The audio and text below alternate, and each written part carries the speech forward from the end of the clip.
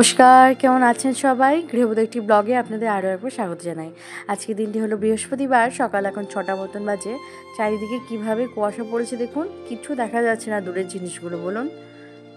আর বেশ ভালো লাগছে, কিন্তু পুজোর আগে ঠিক এরকম একটা মৌসুম হয়। আমাদের এখানে ঠান্ডাটা তো পড়ে না, কিন্তু দেখতে কিন্তু ভারী সুন্দর লাগছে। মনে হচ্ছে কি সুন্দর, মনে হচ্ছে ঠান্ডা পড়ে গিয়েছে, এরকম মনে হচ্ছে। তার মধ্যে এখন ফোন খুললেই নানান রকম তত্ত্ব উঠে আসছে। সত্যি কি এটা ঠিক কি ভুল আমি কিচ্ছু জানি না, শুধু এইটা জানি যে মেয়েটা যেন ঠিকঠাক ন্যায় বিচার পাক। তার মধ্যে উচ্ছেটাও দেখুন আস্তে আস্তে বড় হয়ে গেছে অনেকটাই। কতটা আশা করে এই বাড়ির টিকিটটা কেটেছিলাম যে এতদিন পর পরিবারের লোকের সাথে মিশবো, কথা আনন্দ কত কিছু জমিয়ে রেখেছিলাম।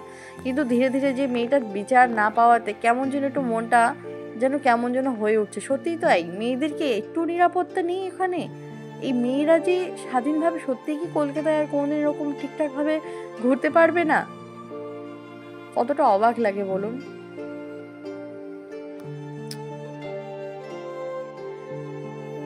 সত্যি কথা বলতে আর সত্যিই সহ্য হচ্ছে না। বাস এইটুকুই প্রার্থনা যে মেয়েটা সত্যি ন্যায় বিচারটুকু পাক। পুরো কলকাতা থেকে চারিদিকে শুধু মেয়েটার ন্যায় বিচারের জন্য, শুধু একটা ন্যায়।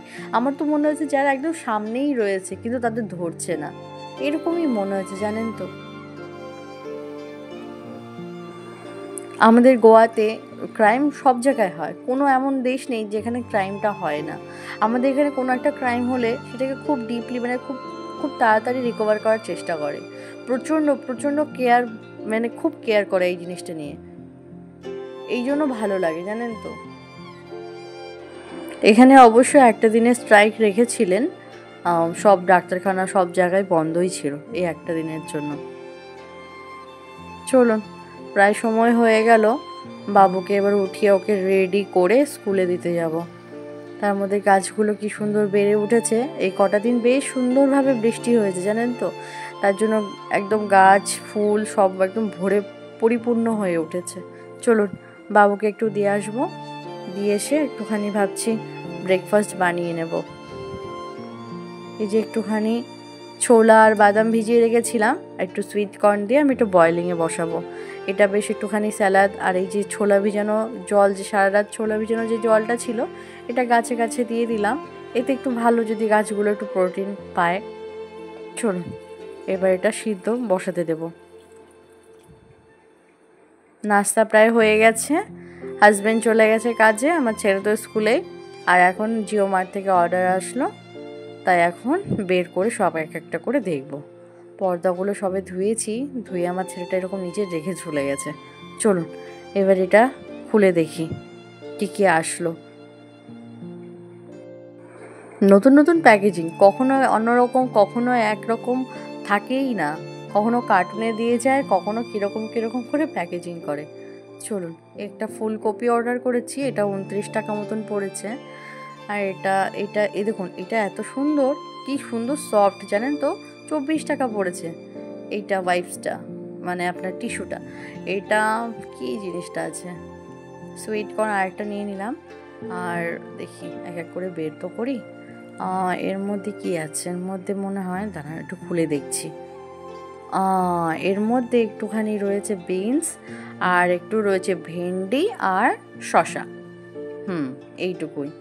কখনো কখনো আলাদা আলাদা করে দেয়, কখনো একসাথে দেয়, কি যে করে। আর এই যে ছোট করে একটা তরমুজ নিয়ে নিলাম, 1 কেজি 1 কেজি 1 কেজি মতন, 1 কেজি কি 2 কেজি মতন, 2 কেজি ওয়েট, হ্যাঁ। আর এই যে এই একটা প্যাকেট, এর মধ্যে কি কি আছে, আলু আর পেঁয়াজ, বাস এইটুকুই আছে, এই দুটো। দাঁড়ান, আর একটা কি, এই যে এই আবার একটা প্লাস্টিক, সবই দেখছি প্লাস্টিকের ট্যাগ লাগিয়ে লাগিয়ে সব প্লাস্টিকে প্যাক করে করে দিয়েছে। চলুন, এটার মধ্যে কি আছে দেখি। এটার মধ্যে রয়েছে টমেটো, একটু গাজর। কি বাবা, রসুনটাও তো অর্ডার করেছিলাম, রসুনটা মনে হয় দিয়ে যায়নি, জানেন তো। দাঁড়ান, ওই প্যাকেটটা দেখবো পরে। তার মধ্যে এর মধ্যে রয়েছে এই যে আমি নিয়েছিলাম এটা ঝিঙেটা বাটা খেতে ভীষণ ভালো লাগে বলে, আর একটু ধনেপাতা। এটার মধ্যে কি এমন আছে, জিঞ্জার তো লেখা আছে বাইরে থেকে, আবার প্যাকও করা। দাঁড়ান একটু দেখিনি, হ্যাঁ, এর মধ্যে কি আছে। এই তো এর মধ্যে তো আদাই রয়েছে। ও বাবা, আদা আর লেবু, তার মানে জানেন তো এটা দিতে ভুলে গেছে, জিঞ্জার গার্লিকটা দেয়নি জানেন তো। ফোন করতে হবে তাদেরকে। আমি নিয়ে চলে এসেছি, এখন আমি আসার পরে পটপট করে খুলে দেখি, তখন এখন দেখলাম এই দেখুন সমস্ত বাজারপত্র এই, কিন্তু কোথাও কিন্তু রসুনটা দেয়নি। তার জন্য এবার ফোন করে তাকে বলে দিতে হবে। চলুন, এইসব তো হলো, ফটাফট করে রান্নাও করে ফেলবো। এই সুইট কর্নটা বেশ সুন্দর ফ্রেশ লাগছে, একটা যেহেতু ছিল ইউজ করলাম, আর এটা থাক, এটা পরে ইউজ করে নেবো। চলুন, রান্না বান্না বসিয়ে দিয়েছি প্রায়, ভাতটা প্রায় ফুটে যাচ্ছে। এখানে একটুখানি উচ্ছে ভেজে নেব, একটু ডাল, টমেটো দিয়ে ডালটা কিন্তু ভারী সুন্দর লাগে জানেন তো। আমি একেবারেই বসিয়ে দিই ডাল, একটু লবণ, একটু হলুদ আর টমেটো কেটে একেবারে দিয়ে দিই। আর এই যে ফুলকপি বানাবো, লাইটটা নেই, ফ্রাই করতে করতে দেখি একটুখানি হালকা বাটা মশলা দিলেই হয়ে যাবে। চলুন, প্রায় রান্নাটাও হয়ে যাচ্ছে আস্তে আস্তে। এই রান্না করতে করতে বাবুরও আনার সময় হয়ে যাবে।